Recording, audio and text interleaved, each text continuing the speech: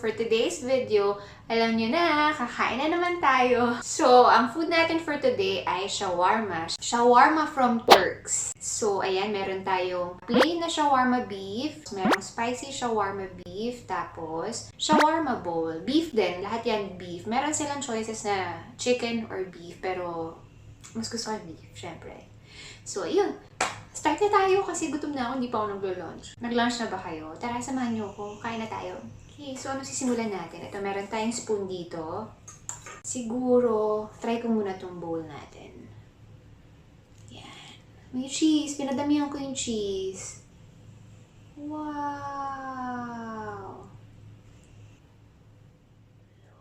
Ay, hindi ka na malaglag.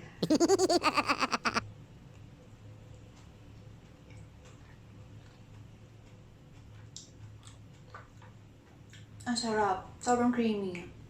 First time ko na na-try itong Turks Doner Bowl.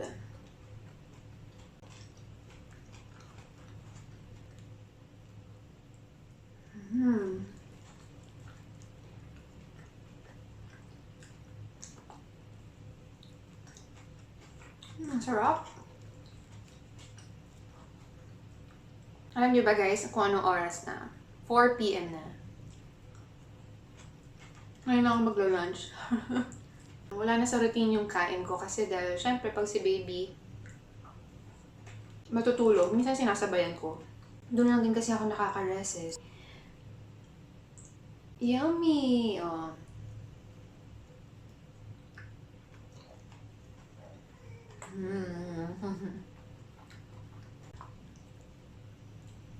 Nilagyan din pala nila ng spicy to kaya medyo, sabi ko, anghang ah.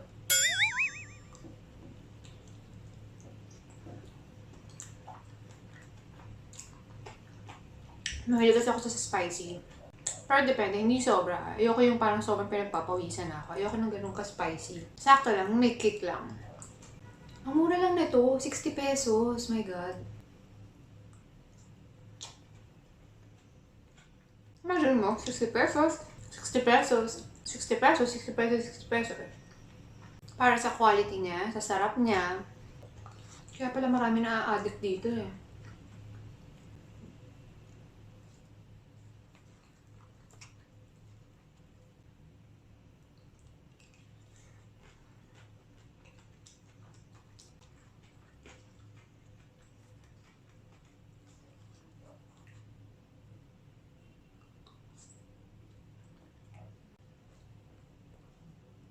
Sorry hindi na ako nakakwento kasi sobrang gutom ako. Ay!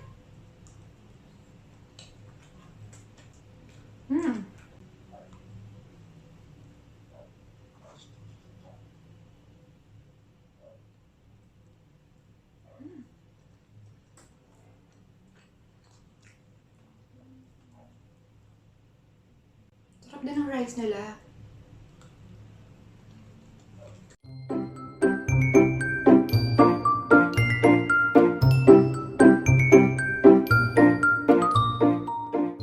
Ang creamy ng cheese nila. Okay, so dito muna ako sa plain beef shawarma.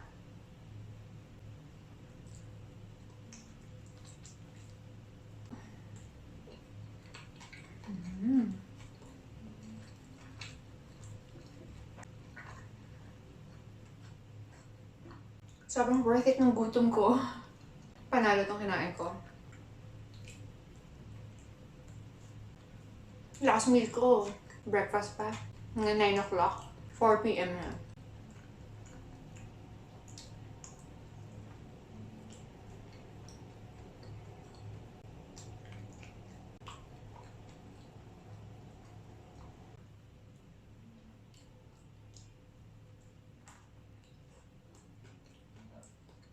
Actually, sa sauce niya, pag bibili kasi ako shawarma, mahilig ako mag-request ng extra sauce.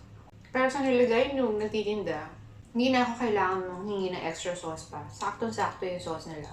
Creamy na. Kasi minsan yung may mga shawarma, di ba parang, hindi ko alam basta yung tipong kailangan mo laging lagyan ng sauce.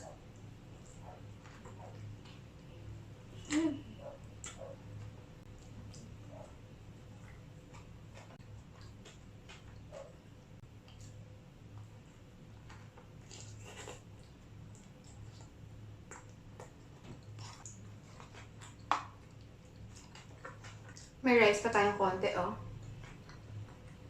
Mamaya yan.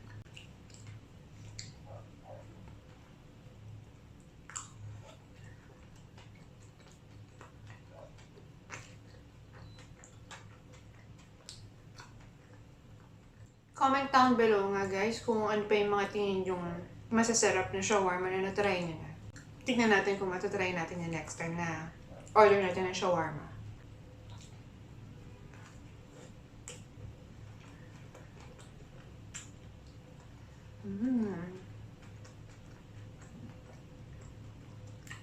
Harap.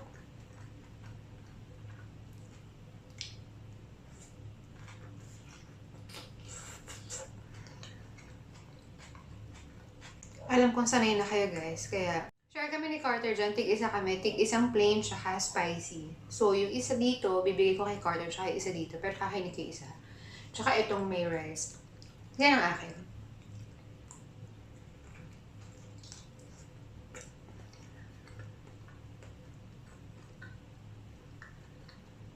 Siyempre hindi pwedeng wala si Carter, diba? Mahilig din siya sa shawarma eh.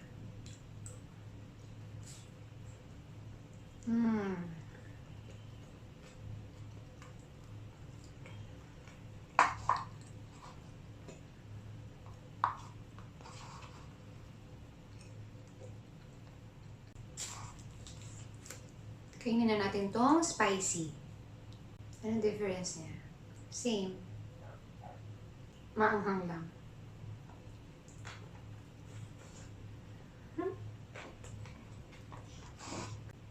Mahirap.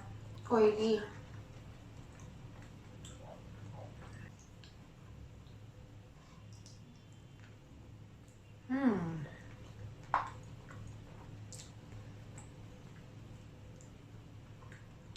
Alam niyo kung papipiliin ako kung ano mas gusto ko, beef, pork, chicken. Siyempre beef ako. Kayo din ba? Maka-steak din ba kayo?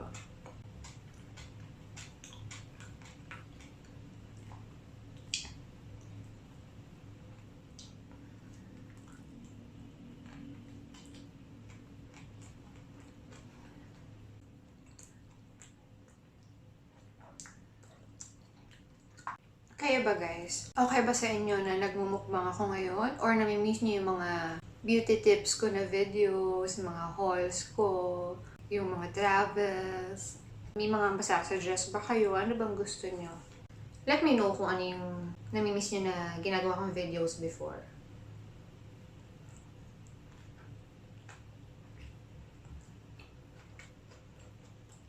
Miss niyo na ba yung Tay-Tay haul natin? Shopee haul, Watson's haul, ano pa? Mga tips on how to do this, yan. Paano magpaputi.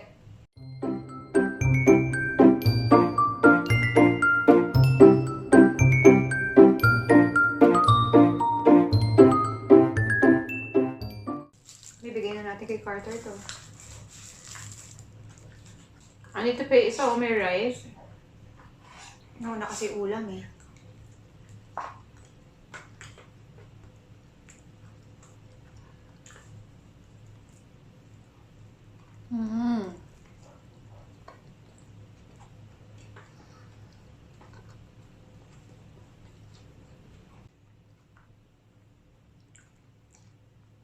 Konti na lang. Actually, wala na itong laman eh. Konti na lang oh. Hika na lang to eh. Pero, sayang ubusin natin.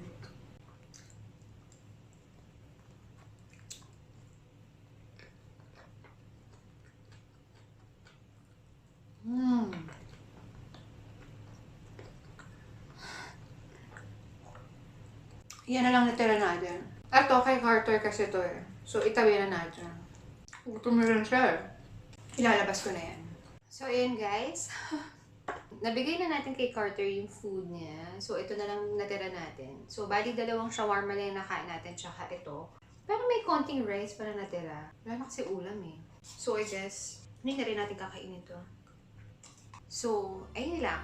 Thank you guys for watching. Sana nagustuhan nyo itong video na ginawa ko para sa inyo. At kung gusto mo ito, paki-like na lang. And don't forget to subscribe na rin kung hindi ka pa nakapag-subscribe.